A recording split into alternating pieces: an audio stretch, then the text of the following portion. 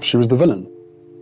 She was the third person in the marriage. She needed to rehabilitate her image. You and your brother both directly asked your dad not to marry Camilla. Yes. Why? We didn't think it was necessary. A single sentence inside Balmoral sent shockwaves through the crown. Princessin finally broke her silence, and what she revealed could crack the monarchy wide open. It began as a serene retreat. Every summer Balmoral brings crisp air, the scent of pine, and long walks that usually soothe royal nerves. This year the estate carried a strange stillness like the hush before a storm. Even the bagpipes sounded cautious. In the grand drawing-room tapestries glowed under chandelier light, while staff arranged tea as if nothing was wrong. Yet tension wrapped around every cushion, and entered in riding boots, mud still on her coat, a sign she had raced straight from the stables with no time for ritual. King Charles waited by the window, examining distant hills. Queen Camilla chose her usual seat near the fireplace, hands folded in careful poise. Senior aides lined the wall with clipboards ready to turn any squabble into polite minutes. None of them saw what was coming, and fixed her brother with a gaze that could split granite, then spoke. She lifted her chin, locked eyes with him, and declared, "Enough is enough." The phrase bounced against the stone walls like thunder. Gasps broke out. An aide dropped a notepad. Silence followed, sharp and total, almost holy in its weight. Every breath felt loud. Charles lowered his shoulders, as if bracing for impact. Camilla stayed still, yet her ringed fingers tightened around the chair arm. The standoff lasted seconds that felt like hours, until Ellen stepped closer and unleashed years of contained rage. She listed covert bargains, titles awarded for convenience, and endless briefings designed to muzzle dissent. She reminded them that royal duty once meant service, not survival games. Each line landed like a hammer blow. She spoke of family voices erased so one narrative could reign. She argued that Camilla's subtle climb had turned relatives into silent extras in their own story. What began as a summer reunion morphed into a tribunal. The crackle of the fireplace sounded like gunfire between sentences. The walls did not fall, yet something invisible shattered. A hush swept Balmoral corridors. Court insiders later whispered they could almost feel portraits of past monarchs trembling on their hooks, and did not pause. She unveiled the secret wish of Queen Elizabeth. The late monarch had shown a warm smile when she publicly blessed Camilla as future queen consort. Yet behind curtain walls she expressed deep hesitation. According to, and the Queen said, Catherine truly carried the future of the crown. Those private words have been guarded like crown jewels until now, and told the group the Queen's public approval came from pressure. Parliament advisers pleaded for stability. Courtiers begged for closure after decades of scandal. The British public felt exhaustion. During the Platinum Jubilee, Elizabeth agreed in order to protect the celebration, yet her heart remained unconvinced. After that admission, and leaned nearer to Charles and whispered words the aides still repeat in hushed tones, "You've turned a temporary pardon into a permanent crown." A single sentence, yet sliced straight through royal decorum. Heads turned. The king's shoulders sagged. One aide tried to speak, was waved silent. If the Queen never intended permanency, then every ribbon Camilla now wears stands on shaky ground. Doubt flooded the room like cold rain. Anne's next revelation detonated even louder. She claimed Camilla's crown hinged on a covert bargain forged at the peak of Prince Andrew's disgrace. As newspapers screamed about Epstein, Charles searched for a lifeline to save the monarchy from contamination. Amid that panic, Camilla saw leverage.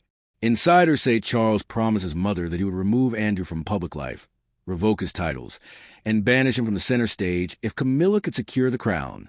The promise stayed unwritten, whispered in grief-stricken corridors, yet felt ironclad. Fix Andrew and Camilla ascends. The plan moved quickly. Andrew vanished from balcony appearances and public favor. Camilla's title soon followed, and called it a marketplace trade unworthy of Windsor history. She told Charles that royal heritage is earned through service, not swapped during scandal. She said the people deserve truth, not transactions. Then she uttered another line now famous across staff corridors. You traded one crisis for another, her voice calm yet devastating. The sentence left Charles pale and silent, while Camilla's expression hardened like marble. Camilla's supporters argue she stepped into chaos and steadied the ship, and disagrees. She sees ruthless strategy, not quiet leadership. Inan's view stability built on bargaining has weak foundations. Each ornate room inside Balmoral suddenly felt frail, knotted with secrets. Camilla tried to meet Anne's eyes, but the Princess Royal did not blink. She moved closer, almost looming. She warned that Camilla's next push for extended titles, including potential honors for her own relatives, would cross a sacred boundary no royal should breach. For in tradition is not glitter, it is memory in motion. She believed the crown must settle on heads that embrace duty without condition. Borrowed power can never replace earned legacy. Her parting words hung heavy above a family, like dark clouds promised by a storm. More revelation seemed certain, and every person in that drawing room felt the lightning close in. The silence after she left that chamber spoke louder than any speech. Courtiers shuffled in stunned circles, whispering what would happen when the story leaked. Balmoral's ancient stones had witnessed wars, weddings, abdications, yet insiders claimed this single confrontation felt unequaled. Outside stags grazed under gray skies, unaware that inside human tempers rewrote history. Servants locked away confidential notes. Aides drafted statements already fearing headlines. The monarchy, once famed for stoic calm, now balanced on a blade of secrets, and had thrown open windows none could shut quickly. No one knows how the king will answer.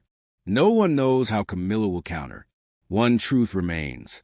Princess turned a private retreat into a turning point, and the season of quiet compromise may be over for good. A single request for a brand new title sent shockwaves through the palace. When Camilla quietly pushed for her son Tom Parker Bowles to gain noble rank, Princess snapped hard and had tolerated many changes, yet this crossed a sacred line. Royal blood earns titles, not royal marriages. She snapped in a voice that froze every aide in the corridor. To her, Camilla's ideal was not harmless courtesy. It felt like a direct strike at centuries of protocol. Insiders say the proposal sounded small on paper, an honorary barony, polite and subtle. Camilla framed it as a nod to Tom's supportive presence in royal life, and heard something else, an attempt to slide non-royal blood into the peerage, rewriting the rule book one favor at a time. Voices rose, doors slammed, and staff pretended to polish silver just to escape the tension. Charles stood between his unshakable sister and his determined wife, looking like a man pinned inside a vice. To Camilla, the request meant recognition of her family branch. And it threatened the very identity of the crown. That single clash drew a bright, painful line between queen by marriage and princess by birth, one that would soon guide the fiercest debate the family had faced in years. But titles were only the opening move, and uncovered something worse. A creeping network of influence that, she believes, lets Camilla steer the throne from behind thick drapes. Those who once saw Charles as a thoughtful mediator now whisper, he sounds different, using new phrases about legacy and image that echo Camilla's private talking points. During the Balmoral confrontation, and laid out her evidence, she claimed Camilla had filled top palace posts with loyal faces, communications chiefs, household advisors, even event planners who owe their rise to her. One aide reportedly muttered, "She's turning him against his own blood. He listens to her more than anyone else," and repeated that warning to Charles, not to wound him but to wake him up. She did not sugarcoat. "You've lost your judgment," she reportedly told him, "and you've let her rewrite our story." Charles, stunned, said nothing while Camilla's gaze hardened like ice on the River Dee. Even trusted courtiers now feel the chill.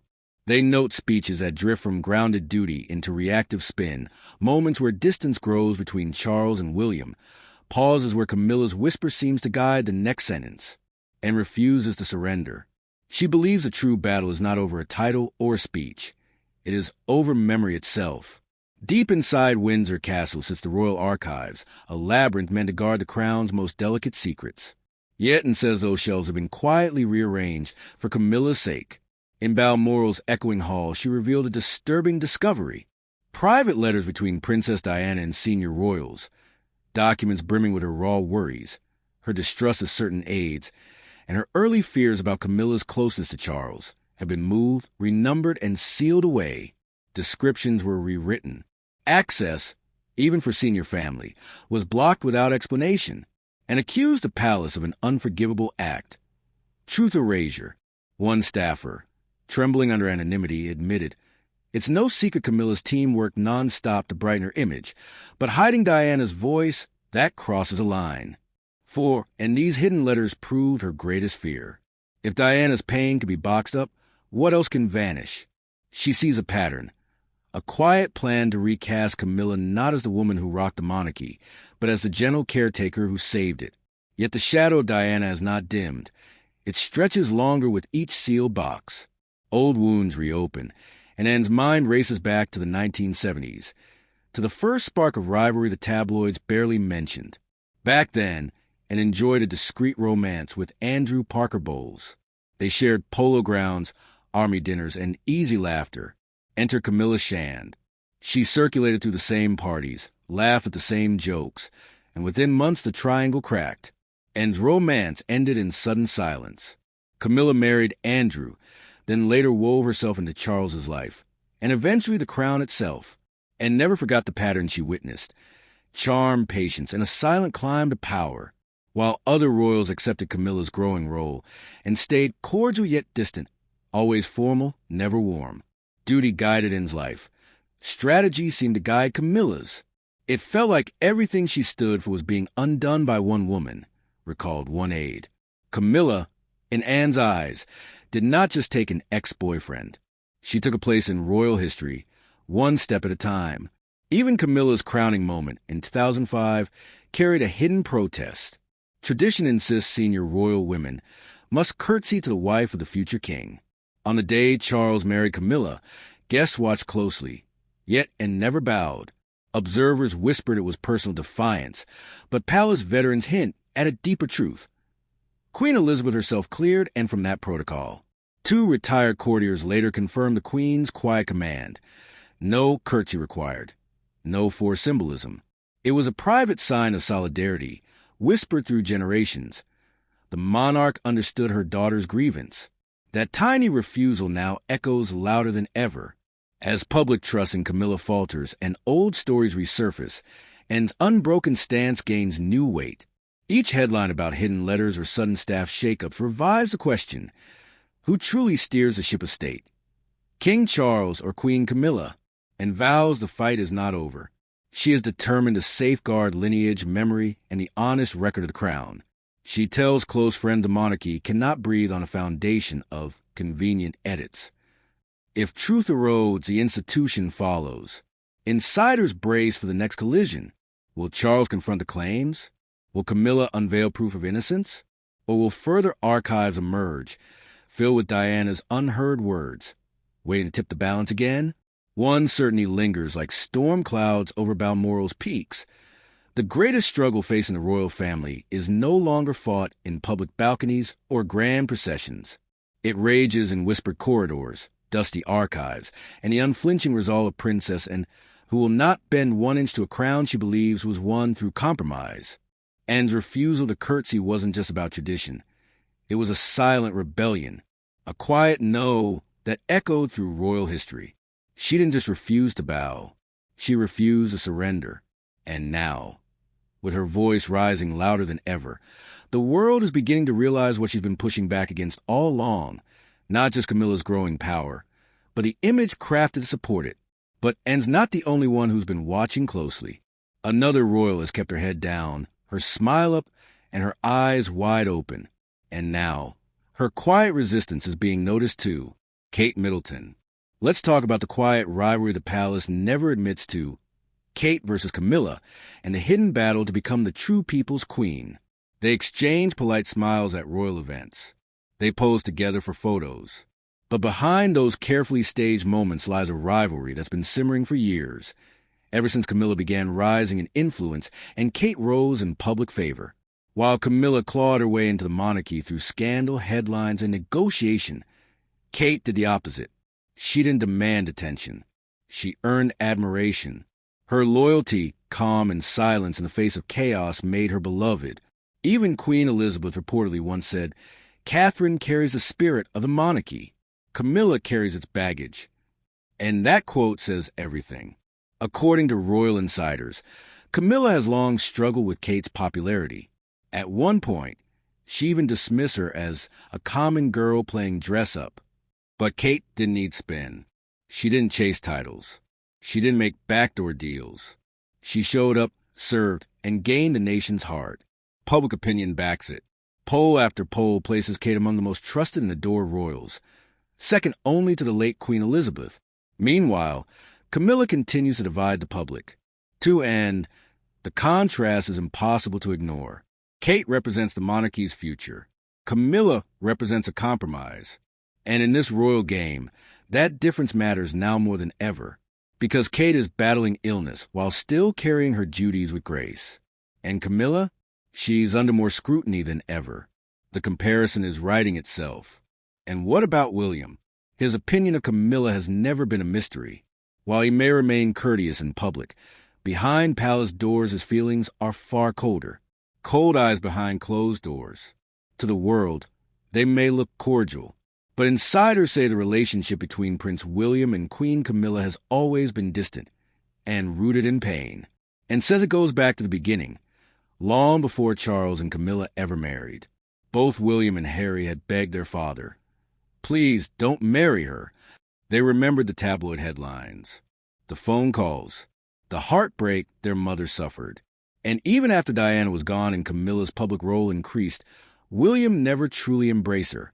According to Harry's own memoir, William always saw Camilla as someone who traded private family peace for good press, someone who manipulated the media to clean up her image, often at someone else's expense. That belief still lingers. Even now, with Camilla wearing the crown, William keeps his distance. During strategy sessions, they barely sit near each other. At private functions, interaction is minimal. And in conversation, he calls her Camilla. Never a queen,